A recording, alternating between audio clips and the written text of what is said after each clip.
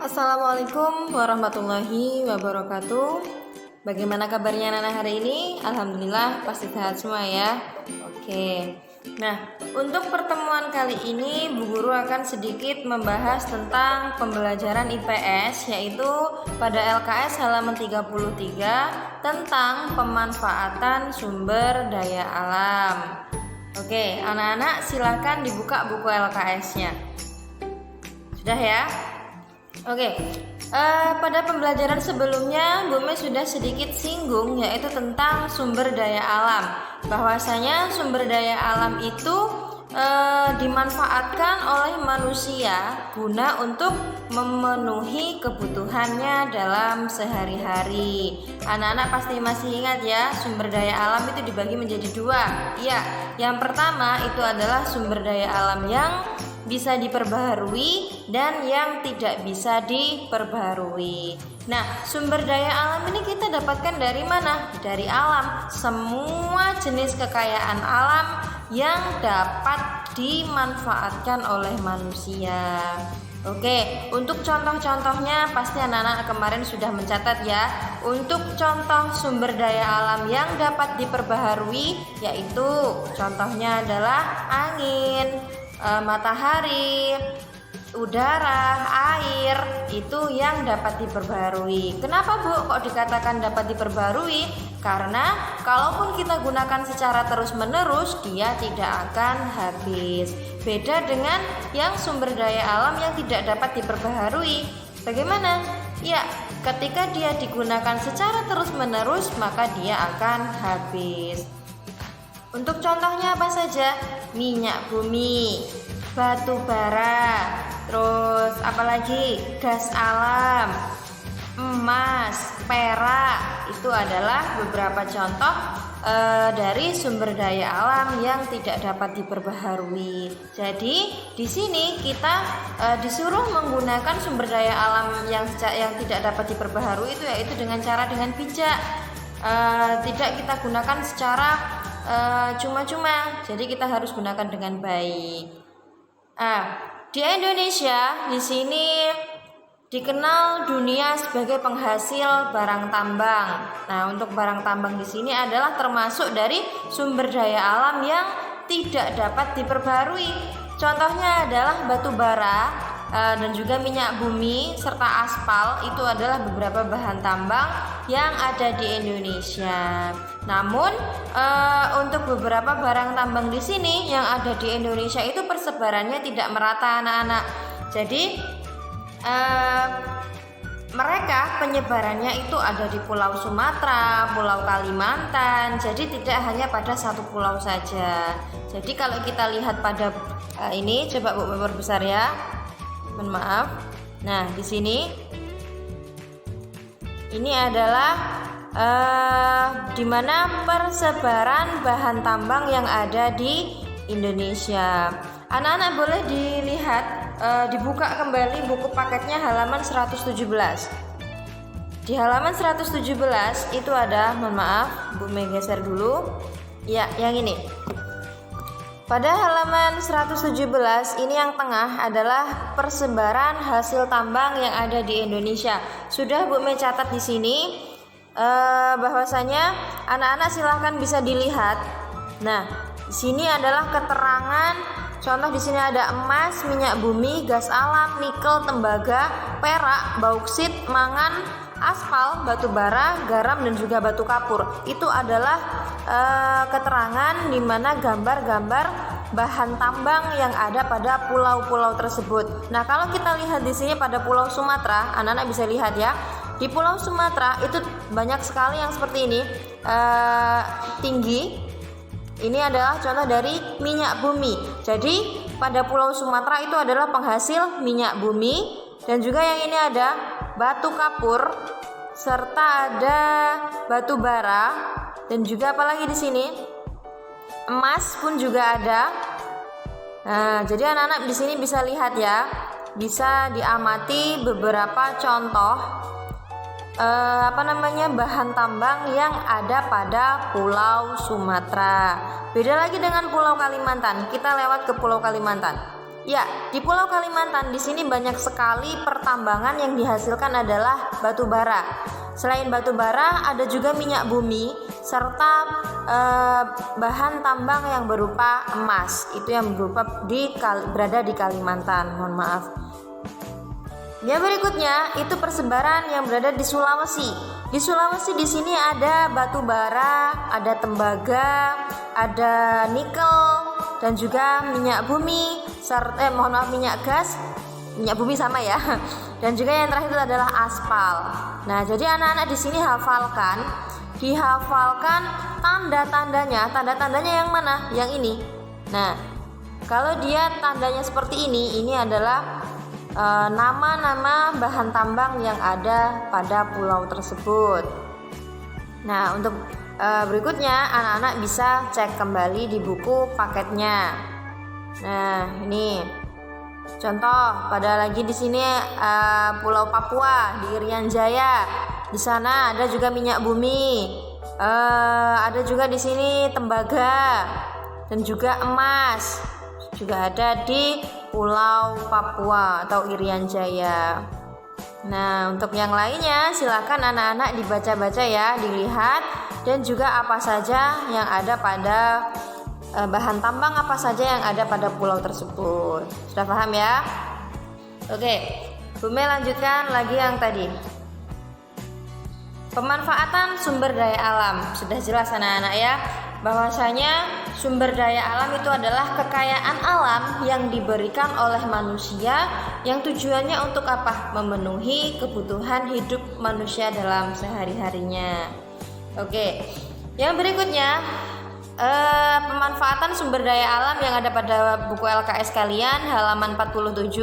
Di sini penduduk sekitar memanfaatkan sumber daya alam itu juga berbeda-beda berdasarkan tempat tinggalnya. Kayak yang kemarin sudah Bu Mei jelaskan ya.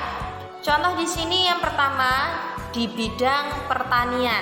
Nah, kalau di bidang pertanian di sini di mana para masyarakatnya atau penduduknya itu adalah sumber daya alam yang berasal dari tanaman budidaya seperti tanaman padi. Jadi mereka para penduduknya itu menanam padi, menanam ubi kayu dan juga ketela, bahkan sumber karbohidrat yang lainnya itu yang berada di bidang pertanian. Ada juga di sini anak-anak bahan yang dihasilkan itu adalah kelapa, kacang tanah, kelapa sawit dan juga merupakan sumber lemak. Ada juga sumber protein seperti kedelai, kacang hijau ataupun jenis kacang-kacang lainnya. Dan juga terdapat berbagai jenis sayuran serta buah-buahan yang merupakan sumber vitamin dan juga mineral. Untuk persebarannya, anak-anak juga bisa dilihat pada buku paket halaman 117. Halaman 117 yang ada pada gambar peta yang bagian atas sendiri.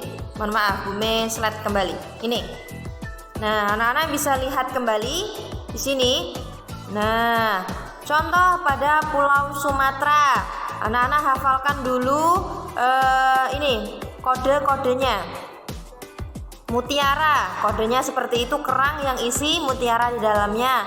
Ada bentuk udang, ikan tuna, rumput laut, minyak kayu putih, kelapa sawit, hasil hutan dan seterusnya.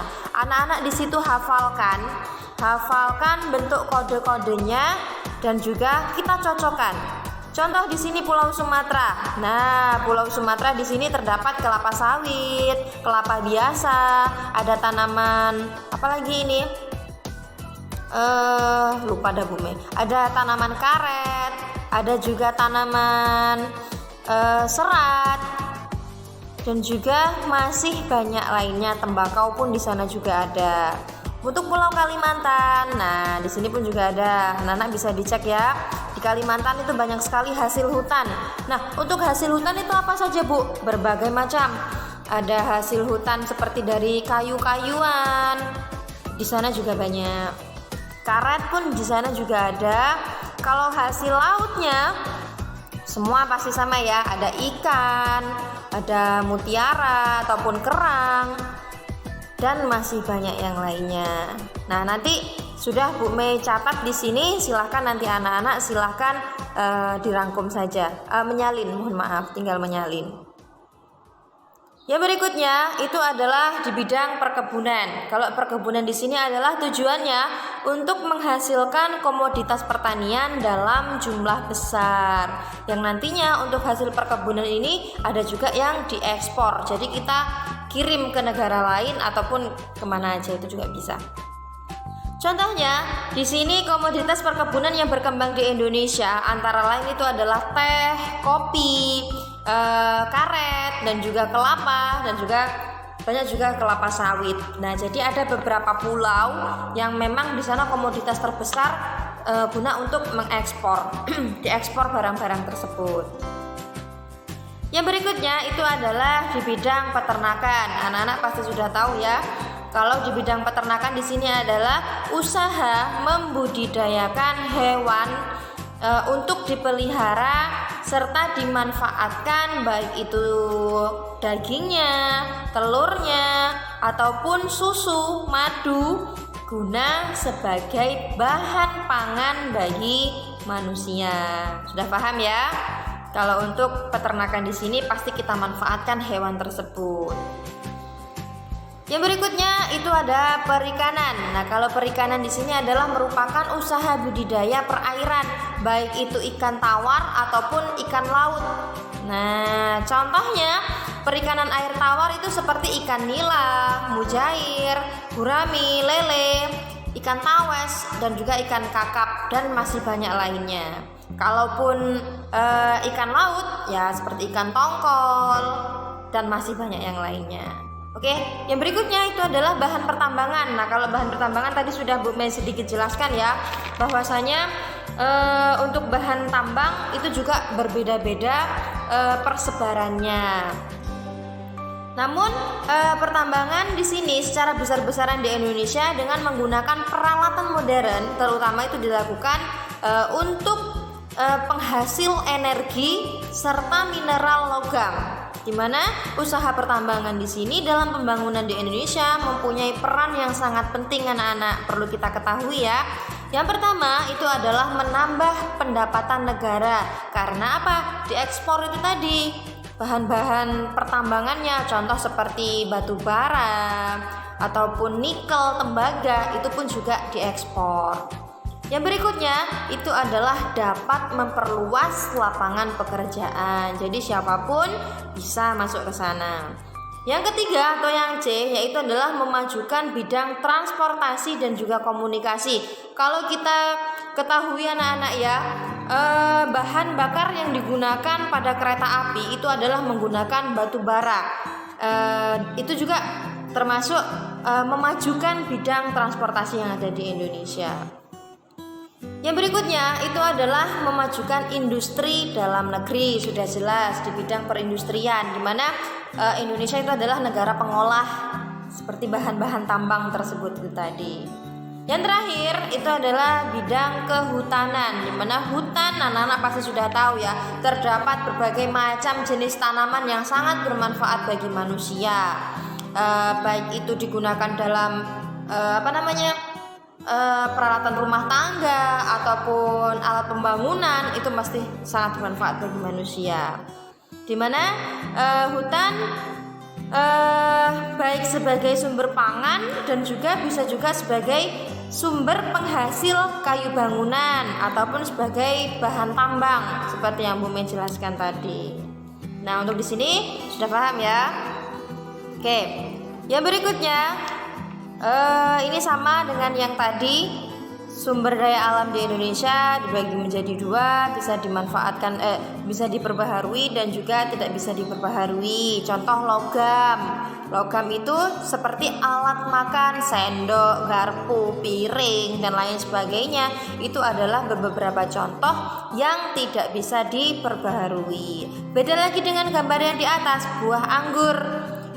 Berbagai jenis macam buah-buahan, sayuran, tanaman, itu mereka adalah salah satu contoh yang dapat diperbarui. Oke.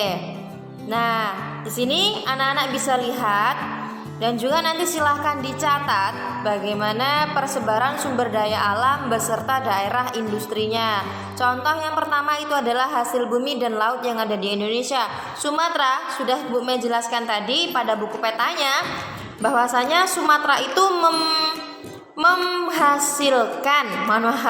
menghasilkan berbagai hasil laut ataupun hasil bumi seperti hasil hutan, karet, serat, teh, kelapa, lada, tembakau, coklat, kopi, ikan, berbagai macam ikan yang ada di laut dan masih banyak lainnya hasil laut.